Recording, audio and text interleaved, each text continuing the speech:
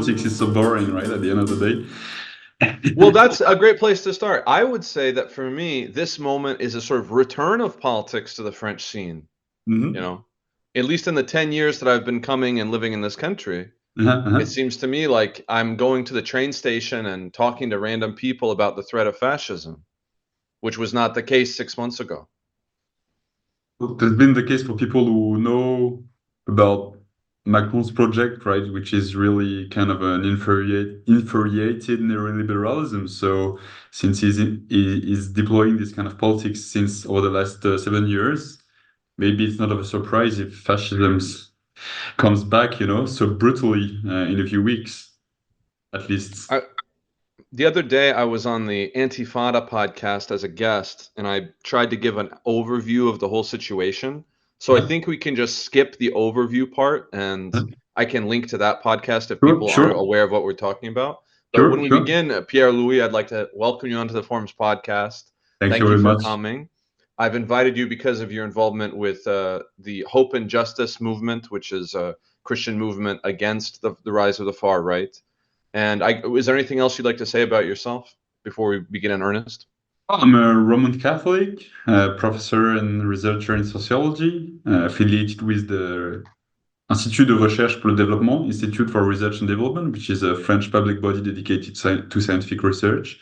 So I'm trying to think about the world that is coming from both the perspective of theology on the private side and as a public professional trained in sociology. So I'm trying to navigate these two disciplines, and I'm part of a small collective that is named Anastasis.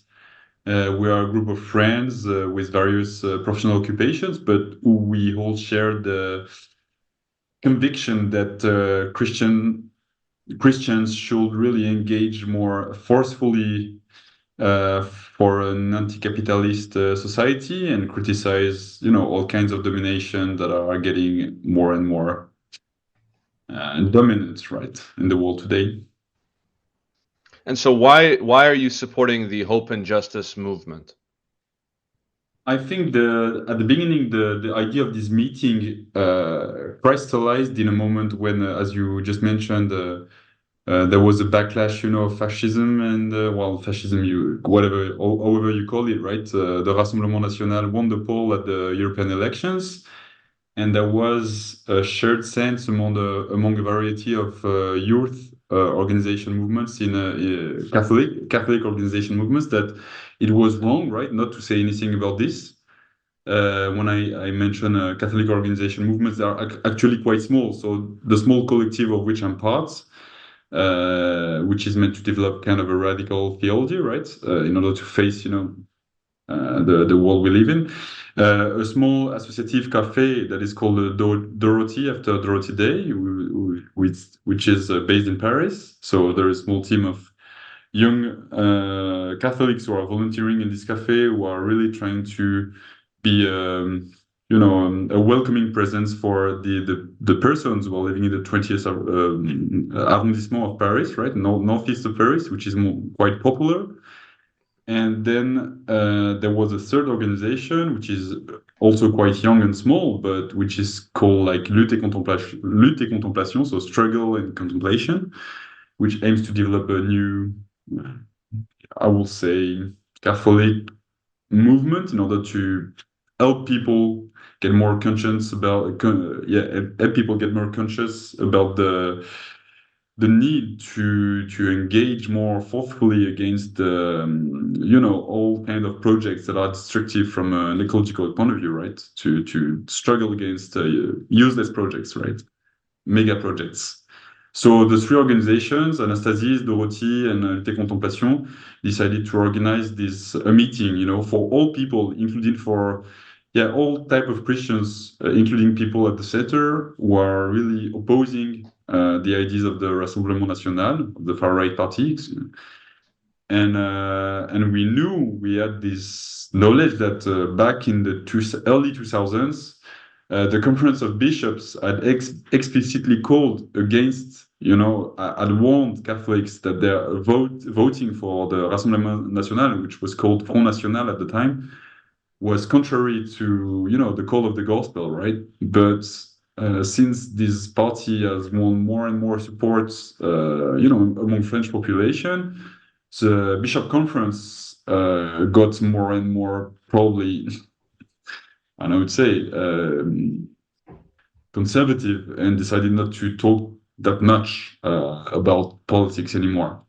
The other reason, which is quite significant, is the crisis of sexual abuse in the church, right? And now the Conference of Bishops are way more cautious about the way they give lessons to the public, right, Mm. in France, because they've been really discredited by all what has been going on in this crisis. So we've talked about the Catholic youth organizations and left-wing organizations you've mentioned, the Catholic of Conference Bishops, former stronger stance and now more or less radio silence. And in it, It's just important for looking me at the to maybe to also to add that the Lutheran Calvinist churches in France, the union of these churches, has been very forceful, in the meeting we've organized last Sunday, in order to participate and to be a voice, in this Christian call against the far right. So it's really important to insist on that point because of France history since the 16th century, the Reformation was really hit hard by Louis XIV, right? And the Protestants have always been more, maybe cautious about the minorities, right? So Mhm. they're really wary of the Front National for that reason, right? Because of their history of being martyred in France, right? Yeah. And we also have, there's a number of other organizations. People can go to justice et espérance .org Page. and look at all of the organizations. I did want to ask a particular question, which is I don't see any of the so-called Christian labor unions here. Where are they at? I know one guy who's in the CFTC, and they're not doing anything. They're not doing any kind of mobilization. What do you think is up with that? To be honest, it's difficult for me to respond because I have no empirical data that Oh, are you've no officially information. Well, we can fresh. skip that question. Yeah, no, it's difficult for me to understand to respond precisely because I don't really know the CFTC. I know that they have had over the last years kind of a social conservative turn where at the end of the day, it seems that conservative issues have taken the hold over their whole, ideology, and they're really maybe there are some porosity with the ideas of the Rassemblement National, right? Because they have a corporatist mindset that maybe align somehow with the Rassemblement National. I don't know. I can't No, I mean the certainly one say guy I this. know that's in the CFTC told me he was thinking about voting for Bardella and the Okay, national rally. So, sadly. I as a member of the CGT, I'm obviously out there every single, big demo pushing with people. And I see like even the sort of liberals of the CFDT are there, right? And then I'm like, where is the CFTC? And then it's like, oh, maybe they're not really on our side. So that No, was the no, first question I was going to ask was about the Protestants, which you already answered that it's an ecumenical movement of basically all of the Christians of of course. goodwill. There's more than 10,000 people on the signatories page. I signed it as an Eastern Orthodox. I support the movement. The question I guess we should ask is, well, there's really two that I would like to get in before we maybe open it up to more general topic, which is why doesn't the Justice and Esperance just say vote for the Popular Front? What's this stuff about the against the far right? Yes, I think that on this point we had of course conversations while organizing the meeting, right? But of the principle of this meeting was to assemble a kind of ecumenical base among Christians who have different reasons for opposing the Front National, right? Yeah. And we had a sense that many of these people are on the center, but they refuse the bipolarization of political life that Emmanuel Macron has tried to organize between the Hmm. extreme far right and the center. well, his own position, whatever, however you you call it, you label it, right? Extreme narcissist bull. Yeah, probably. So, and there are many people, and we wanted also to include all the people who feel that they are more on the center, or that they are Hmm. liberal, but they are not really ready to be taken on stage like this by Macron, to oppose, right, the Front National. Because of course, but well, of course, there are different groups, right, in the movement, in just open justice movement, justice and hope, sorry.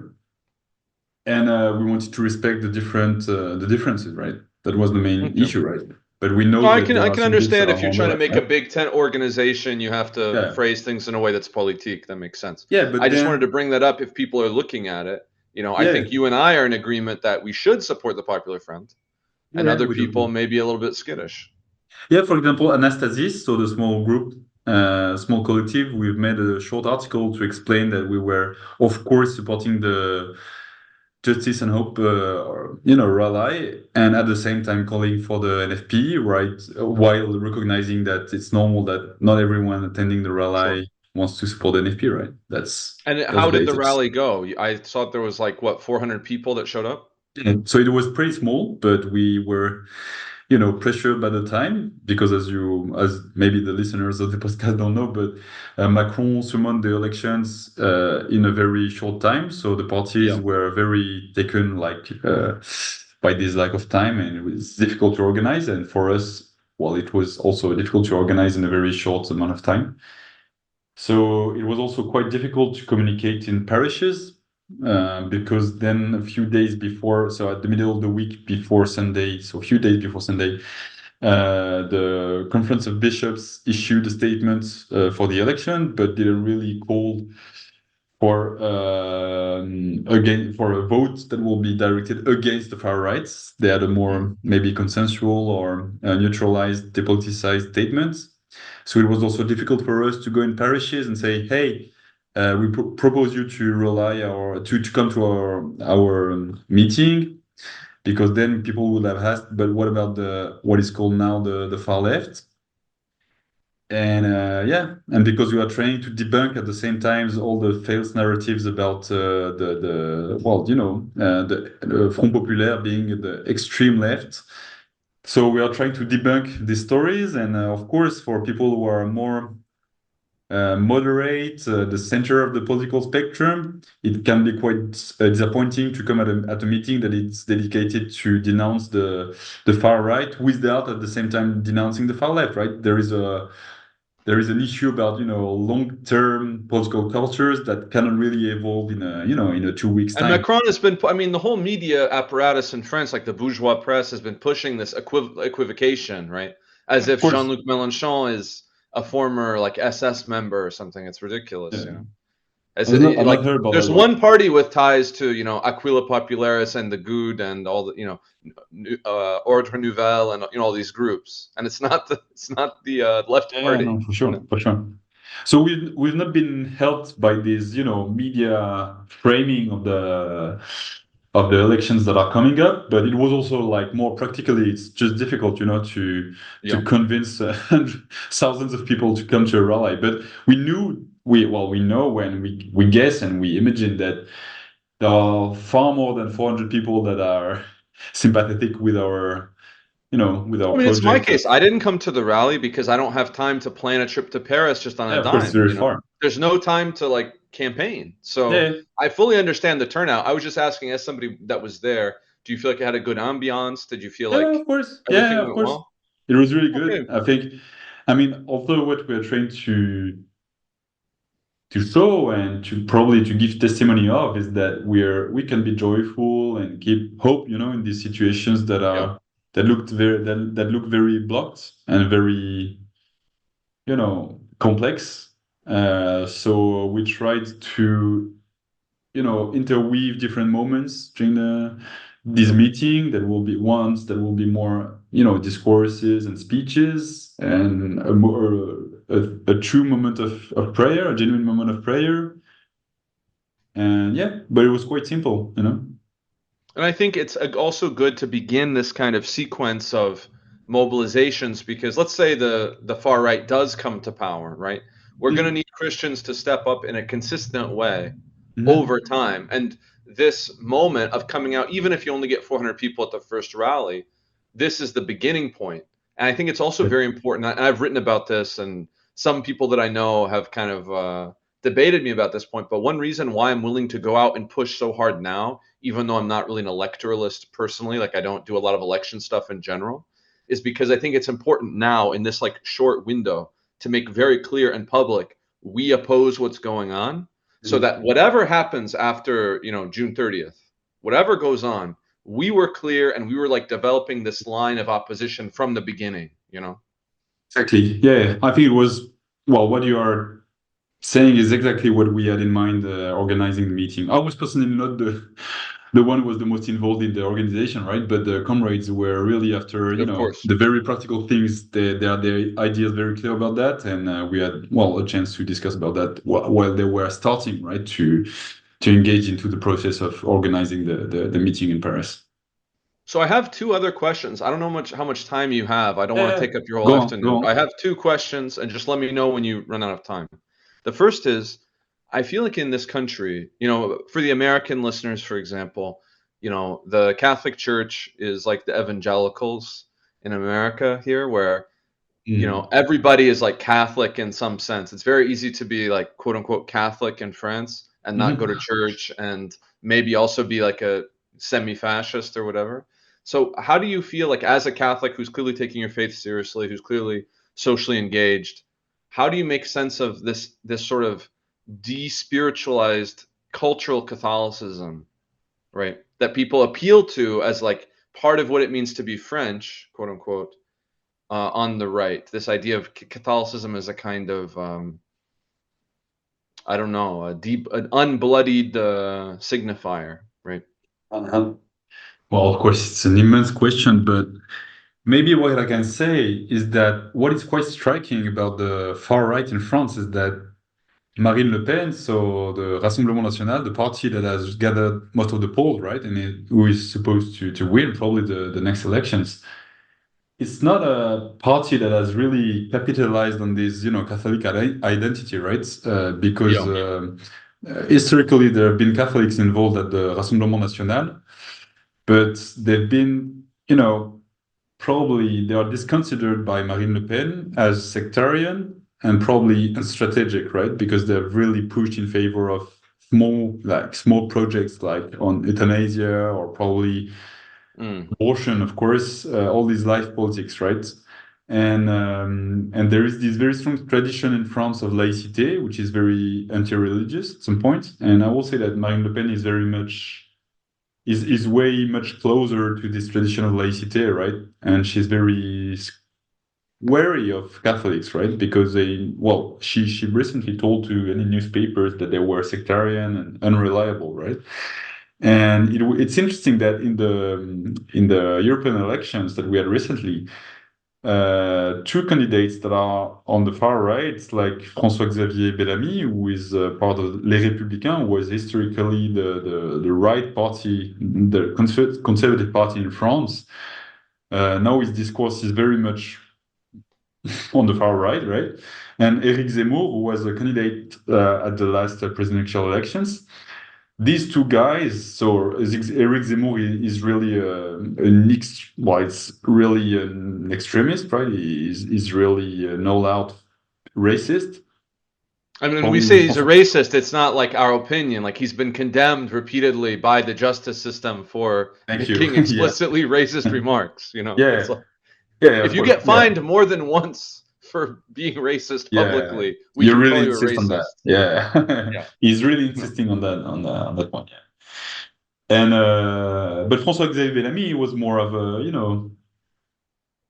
yeah, more of a traditional conservative, political tradition in France. And these two guys, even at the European elections, if I'm not wrong, they gathered 12% of the polls, right? And they are better attractors of the traditional Catholic votes, right? Their discourse is more explicitly Catholic. but Marine Le Pen, the correct me if I'm wrong, but Marine Le Pen did vote to make abortion a constitutional right. constitutional, yes, yeah, yeah, to protect Yeah, abortion, yeah, yeah, yeah, of course. yeah, So that's quite interesting because there are apparently a significant bunch, like significant portion of French so-called Catholics who are voting for the Rassemblement National, but well, there is nothing really Christian in this party anymore since they don't even, stand up for, life politics, early life and end of life politics. They are completely they don't have anti. this excuse that Americans have to vote for Yeah, the of right course, they wing, don't which is have like, it. well, we They have don't to have it. oppose Yeah, abortion. Like yeah, you're yeah. voting They for a don't party have that it. supports abortion. Yeah, There's yeah, yeah. nothing there. That's very strange. So, You just don't like immigrants. You're anti-Muslim. I mean, well, is that unfair? It's mostly an anti-Muslim thing. yeah, yeah, yeah. It's mostly anti-Muslim. Yeah. Yeah. But I guess that Marine Le Pen, well, 12%, so 12% at the European elections, which is a proportional mode of, polling, right? It's not nothing, right? So she will probably Sure. have to make deals with that far right side of well, this other family of the far right, which is more explicitly Christian and conservative. So Hmm. we don't know exactly how it will go.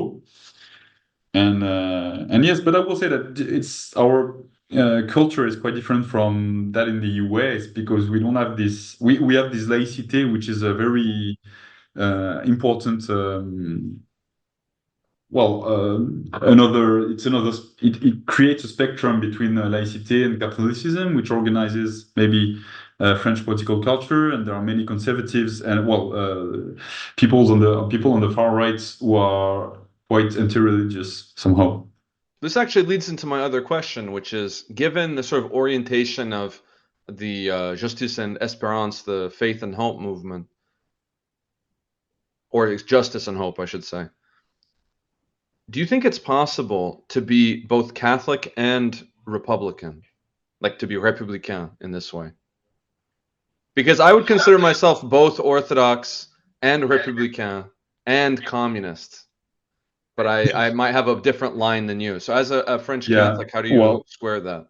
actually, it's quite from the context we are now. It's quite of an abstract question because we are in a position of minority, so we try to be creative, right, as Catholics on the left in France, but we know that we are a very small minority compared to. I mean, the sociology of Catholicism in general. There are not only people on the far right, but there are a lot of people who are in the center and that are not really politicized. So that's still the vast majority, right, of Catholics, When of you say course. we're a minority, because my understanding is that most French people would say they're Catholic in some sense, or is that not true? Is it like a 40%? Yeah, probably, yes. Yes, probably. Yeah. So is that what you I mean don't by know the what that minority, means, or right? There the are idea of various the left polls. and Catholic? Yeah, there are various polls, and it's probably true that most French people, like I don't know if it's most, but a significant fraction of French people, Yeah. they identify themselves with Catholicism, right? But as a minority of, as a Catholics on the Practicing left, believers. Yeah. yeah, yeah, yeah, and believers, we are really a minority. So we don't really think about our, our general stance towards the republic in general, right? We are just trying to Hmm. make sense of our theological, political situation and trying to write interesting things about how we can, navigate these troubled times Hmm. and make sense of our belonging to a church that was once, very powerful and very strong, in society, even if there was always this struggle with laicity, at least for the last two Yeah. centuries. The Catholic Church was very powerful in France, even a few decades ago, and now it's very tiny. And we are still thinking about, well, like, for example, the Archdiocese of Paris is still preparing the reopening of Notre Dame, right? Right, Yeah. as its mother church. I don't know if you see or you say it. And it's kind of a paradox, right? Because now there are a very small fraction of French people who are practicing Catholics, and we are still, celebrating a grandeur that is that doesn't exist anymore, right? I mean, Sort of a the fictional grandeur. Yeah, yeah. So I think that on the left, we are really, so we, the small groups of Catholics on the left, we are really trying to think about, really, seriously about does it mean to live in the ruins of an institution that is completely, you know, small, that is really small now, and that has been really, so in numbers, and that has been really shaken by the crisis on sexual abuses, right? Yeah. And because we had Well, a quite, let me turn the knife even more. Let me make it more yeah, difficult. yeah, yeah. I Please was go. recently reading in a little bit of Jean Jaurès and the great left-wing hero Louis Auguste Blanqui. Uh-huh. And Jaurès says something like, we oppose the church because the church is essentially opposed to human rights. Uh-huh. And Louis Auguste Blanqui would say, like, the first thing we need to destroy in the revolution is the church, even before the like rule of the bourgeoisie. Is that this idea is like in historically in the French left, the Catholic Church has a very big problem, Of course. and how would you, at the 21st century, when you think about the sort of like parcours of the Catholic Church from the 19th, the 18th, Yeah, 19th, yeah. 20th, 21st century, how do you navigate that? Because I have like Americans telling me, that the French Revolution was essentially satanic and Ah. all sorts of things. But I personally think it's good that the French people recognize the supreme being and the immortality of the Yeah, soul. sure, I sure, don't know sure. what do you think about those things? Well, actually, I really wish the book of Samuel Moyn and Christian Human Rights could be translated into French because it's not available to the French public. But if I remember correctly, the argument he makes is that after the 17 revolution in Russia, right, the Catholic Church started to recognize the importance of human rights as a concession, right? Not as a concession, but as a recognition that it was probably necessary to give Mm. something to, for the social movements and for the workers' movement, to give them something to, at least, right? If they were not supportive of the full complete revolution as was as the Russian were trying to implement, but they started to recognize human rights when the workers movement started to become quite dangerous, right? So it's quite interesting to bear this in mind because I think that you're right in saying that and Jaurès, of course, and Blanqui are right to say that the church is essentially a conservative institution, right?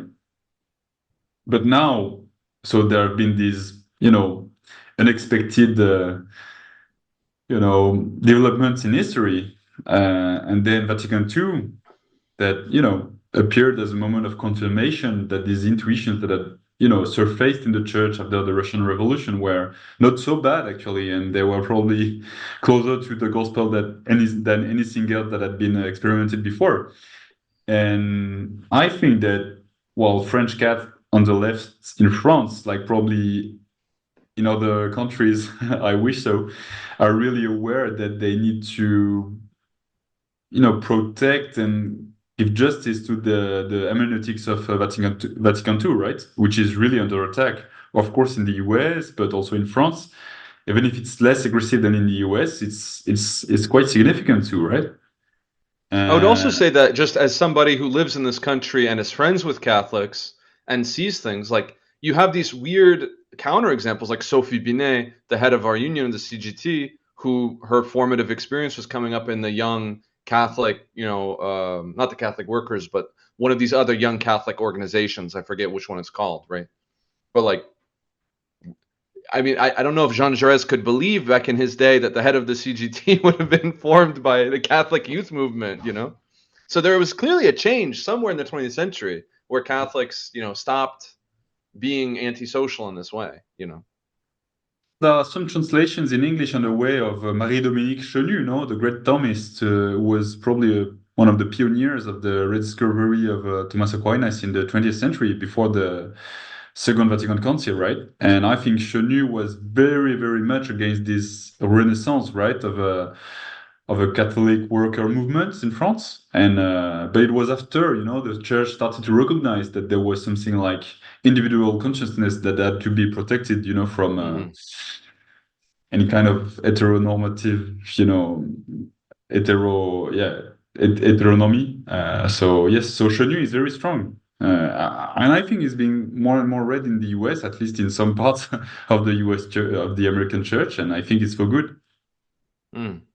And I guess, I mean, my question for you as somebody that's very rooted in this movement and is active in this moment, what to you are sort of the signs of hope? And like what would like narrate for me what you and the groups that you're part of, what is sort of your vision, right, of a path forward? Because I think a lot of people get stuck, and like obviously the justice and hope movement is opposing the far right. That's urgent. That's what we have to do right now.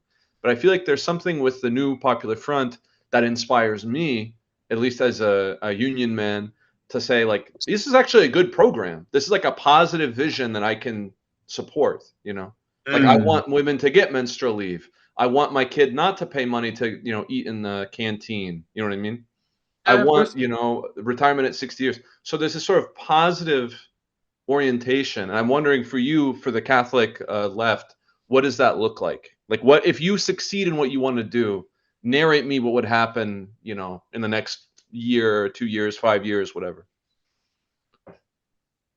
Yeah, I mean, of course, we all agree that the program that is defended by the NFP is a progressive one. It has good elements, and it's really important because it stays focused on, social emergencies, uh, climate investments, these kind of things that are obviously required, right, to protect the common good in the 21st century, right? But beyond that, I think that what we are really concerned of, as Catholics on the left, is really to try to give a new spirit maybe to our church that is getting old, in Europe, Western Europe. And our French Catholic Church, at least the leaders, the bishops, the priests, are really, absorbed by, well, they are really afraid when they see the institution decline, right? And Hmm. they are trying to manage an institution that is really declining. Because that's And really what I would say is essentially conservative. Isn't the Catholic religion, isn't the actual like ecclesia, but it's this sort of institutional accretion that's conservative. Do you see what I mean? no, of course. I mean, that's why, I mean, the rediscoveries that were made after Vatican II about the first centuries of the church, all the scholarship that Hmm. is getting developed, right? Yeah, you're an Eastern Orthodox, so you probably know John Bear, right? Who is writing a Yeah, lot very on good. church fathers. So I think that this rediscovery of the early church is something that we are doing with all the Christians actually who are concerned about having a different stance towards, the world as it goes, right? So there are of course people in the Orthodox churches, but also among evangelicals or Protestants who are interested, in getting back to the very early fathers, trying to understand how the ecclesia was organized at the time, and trying to reboot, right? Yeah. Christianity not as an institution, but as a form of life, right? Mm. And we very much, and also, well, another thing is that in France, we also feel probably somehow, I think that we are lucky, right? Because we are living in a city, well, most of my friends and I are living in Paris, that has been the epicenter of the Renaissance of Catholicism in the 20th century, right? If you Yes. count the big theologians like Lubac, like Chenu, like Congar, like many of them, they were in Paris, right?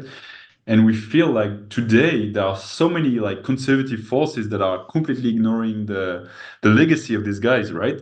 And we are there, a few bunch of, of friends, and we are rediscovering these guys, and we are really trying Hmm. to think about what has changed, since they've been writing a few decades ago, and how we can, maybe develop fresher thoughts and ideas about the current situation, what it means to be a Catholic. And I'm working personally for my research on Brazil, and I had the opportunity to travel there recently, and you can feel where when you're there that you are in the peripheries, right, of global Catholicism, because I was not in Rio de Janeiro nor in Aparecida, so I was really in remote regions in Brazil, Hmm. and you really feel that.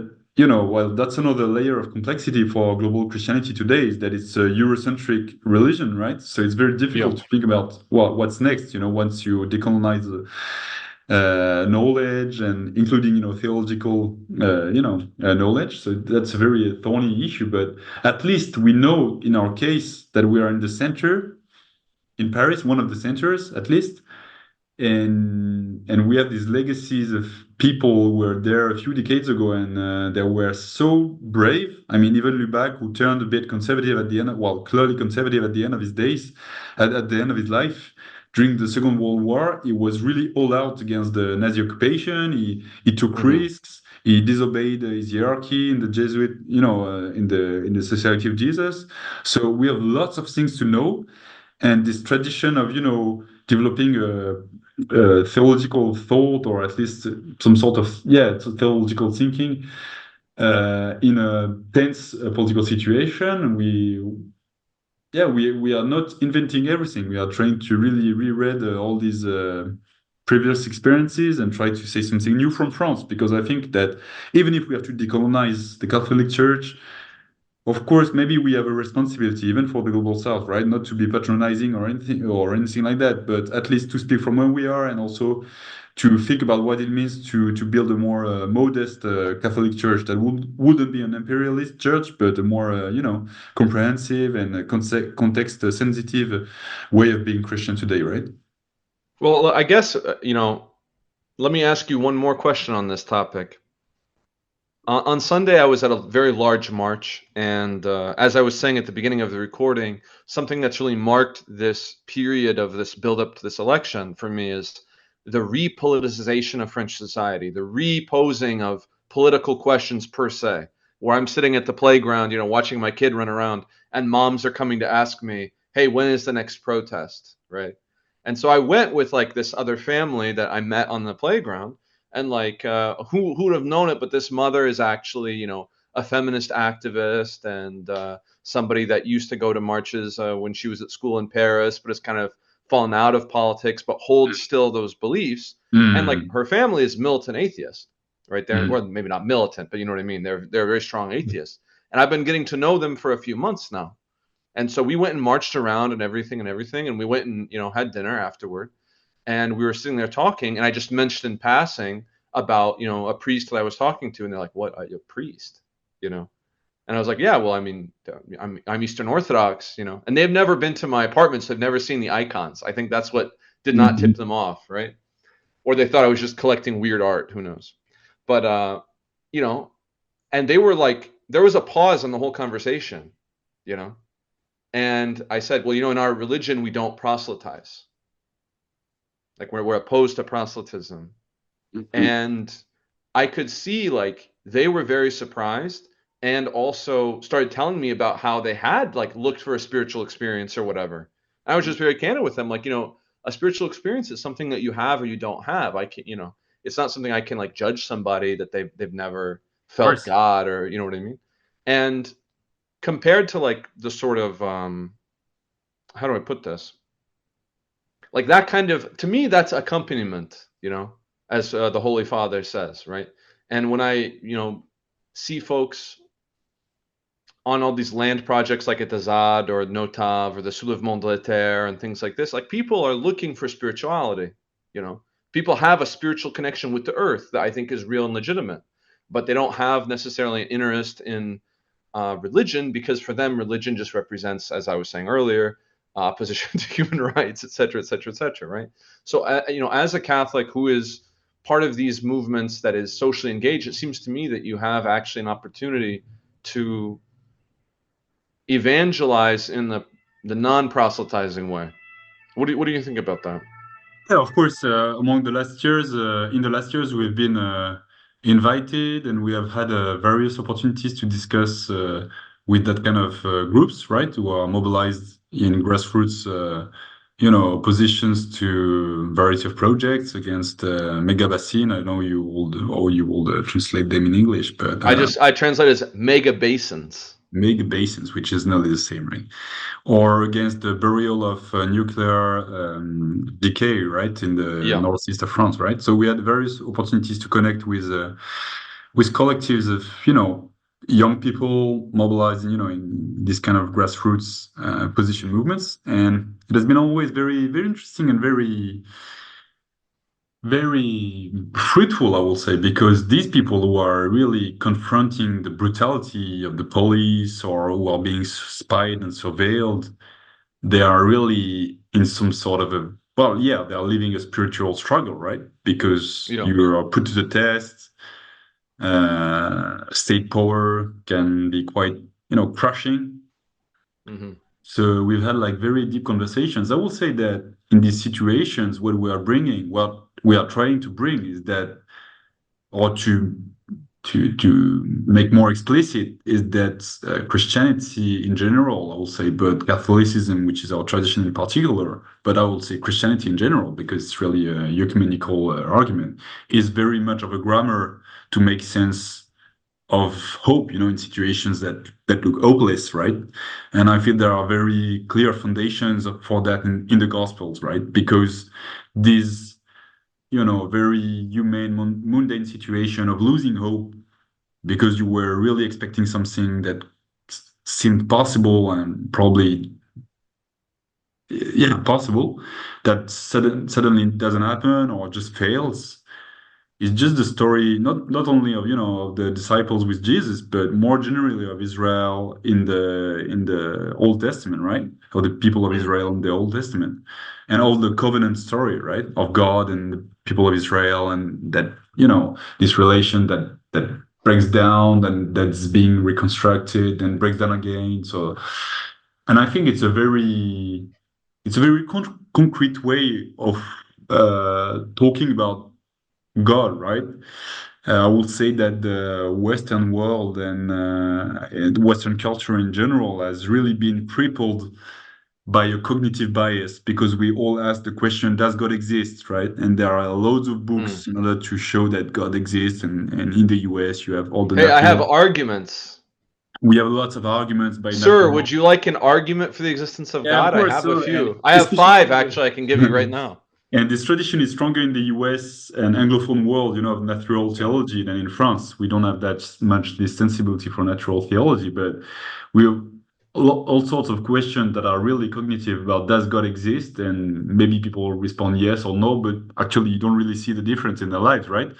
sure. But I will say that the true question is that it is rather where is God? I mean, that's more the question that you find in the Bible because the question does God exist doesn't exist in the Bible, people won't care because it's not even a question, right? It's a very bizarre question, right? It is Uh, a strange question. where is God is more of a humane, really deeply ingrained question, in the I Hmm. would say even in the yeah, because it's a very deep question, I will say. It's not, I wouldn't say it's a natural question because we know if you read a bit of the social sciences, we know that it emerged at a certain point in history. This manner of of relating to transcendence, right? It has an history, Hmm. right? It's not something that will happen to anyone in any community in the world, right? But since we have discovered this mode of connecting to transcendent realities. It can be, well, it was of course in early Judaism, but also in the Asian religions such as Confucianism or Buddhism. They had the same kind of shift, right? We had this manner of relating to a possible transcendent reality that is very deep, and I think it's more the question of where is God, and that's what we read in the Psalms, right? And the Hmm. people who are really engaged in social justice movements who are suffering from the violence of the state because they are really committing for just causes, right? To preserve the common goods who are being really spied and surveilled by the state, who makes their life really more difficult. They are really experiencing this loss of evidence, this loss of, being helped by anything, right? So they are asking, where is God? Even if It they reminds me of the great story of Job, who, as you may recall, has nothing to do with Israel whatsoever. yeah, It's a story that's right in the middle of all this stuff about Israel, and then there's this Job guy who's like, I don't know, in like Yemen or whatever. And it's just like, yeah, where is God? That's the question. yeah, and Well, I somehow really God. appreciate you coming and being on the show. And is there anything you would like to say before we wrap up? I'll ask you to send me links afterward that I can put in like the show notes. And obviously, we'll remain in contact. No, I like Hopefully, to. you'll come to the sunny south at some point.